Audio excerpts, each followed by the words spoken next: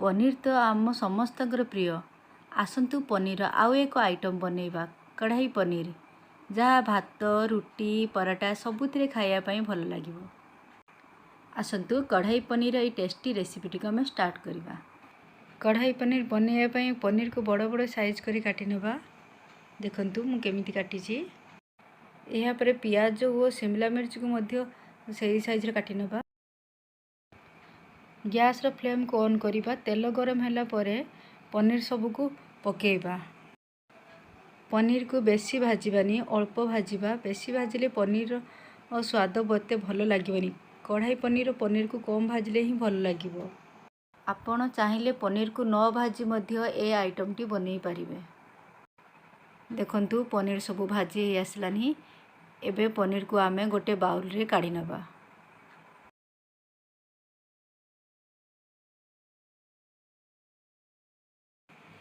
एबे सेही तेल रे आमे काटिक रखिथिबा पियाज और शिमला मिर्च को पकेइबा। शिमला मिर्च और पियाज को मध्य अल्प भाजी ताकू गोटे बाउल रे काढी नबा। एबे कढ़ाई पनीर बनैया पई सबुठु इम्पोर्टेंट काम मसाला बनैबा। मसाला प्रस्तुत पई गोटे कढ़ाई रे किछि टमाटो नबा, पियाज नबा, अदा नबा, रसुण नबा। ताकू आमे टिके भाजी नबा।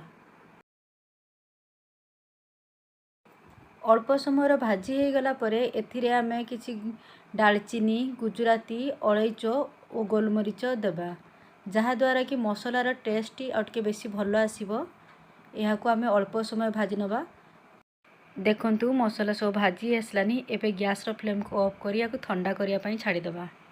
मसला सब ठंडा हला परे याको आमे गोटे स्मूथ पेस्ट बनै नबा।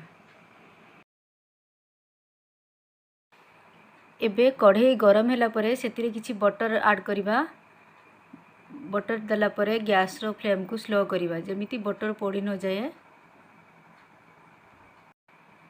एबे पेस्ट कर रखिथिबा मसला सब को एथिरे दबा और एहाको भल से गळै नबा। मसला सब को भल से गळै नला परे एहाको किछि समय भाजिबा पई छाड़ देबा, जेमिति मसलार पानी मरी एथिरे तेल भारी आसीबो।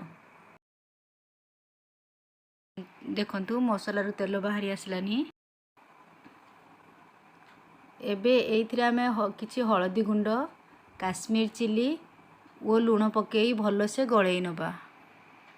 मसला कसिला बेले गैस रो फ्लेम को सबले स्लो रखिबे, जेमिति मसला पोड़ी न जाए।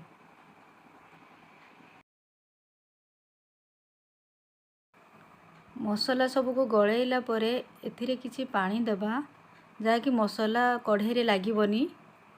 तापर याको भल से गळै नबा। एबे मसला को 2 री 3 मिनिट स्लो आंच रे कसिया पई छाड़ी देबा। देखंतु मसला एबे भाजी हे आसलानी। एबे या तेल छाड़िबा मध्य आरंभ कलानी। एबे एइथिरे किछि पनीर मसला दबा। पुणी याको 1 ରୁ 2 मिनिट कसिया पई छाड़ी देबा। देखंतु मसलार कलर केमिति हे आसलानी। एबे मसला हम रेडी हे आसलानी। एबे आमे गैस रो फ्लेम को ऑफ कर दबा। मसला टिके ठंडा हला परे एथिरे आमे किछि दही देबा। दही देला बेले आपण गैस रो फ्लेम को सबले ऑफ करी मसला ठंडा करी दही देबे। एबे दही को आमे भलो से गळै नबा, जेमिति एथिरे टिके भी गोटा गोटा न रुहे। दही टिके गळै होला परे एबे गैस रो फ्लेम को पुनी ऑन करिबा। गैस रो फ्लेम को स्लो करी दही को भलो से गळै नबा और मसलाटा को किछि समय कसिबा पई छाड़ी दबा। देखंतु मसला केते सुंदर कलर हे आसलानी।